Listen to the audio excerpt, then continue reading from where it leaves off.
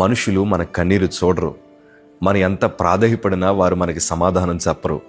కానీ ఈరోజు ప్రియ సంగమా, నువ్వు నేను ఆరాధిస్తున్న దేవుడు ఎట్లాంటి వారంటే, మన కన్నీరు చూసి ఆ కన్నీటికి తగిన ప్రతిఫలాలు దయచేయగలిగిన దేవుడు. ఈరోజు మన సమస్యలు బట్టి చాలామంది మనుషుల దగ్గర ఏడుస్తూ ఉన్నాం, మన బాధలు ఎంతో మందికి చెప్పుకుంటూ ఉన్నాం, కానీ లోకువైపోతున్నాం. కానీ ఏ ఒక్కరూ మనల్ని ఆదరించట్లేదు, ఏ ఒక్కరూ మనకు సహాయం చేయట్లేదు. అది మనిషి హృదయం. కానీ మన ప్రభు హృదయం అలాంటిది కాదు.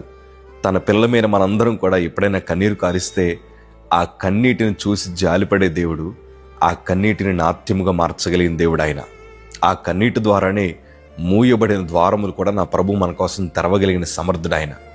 దేవుని వాక్యంలో నాకు చాలా ఇష్టమైన మాట, యెషయా గ్రంథము 38వ అధ్యాయము 5వ మాట చదవగలిగితే, నీవు తిరిగి హిజ్కియా వద్దకు పోయి అతనితో ఇట్లనుము, నీ పితరుడైన దావీదునకు దేవుడైన యెహోవా నీకు సెలవిచ్చినదేమనగా, నీవు కన్నీళ్లు విడుచుట చూచితిని, నీ ప్రార్థనని అంగీకరించి ఉన్నాను.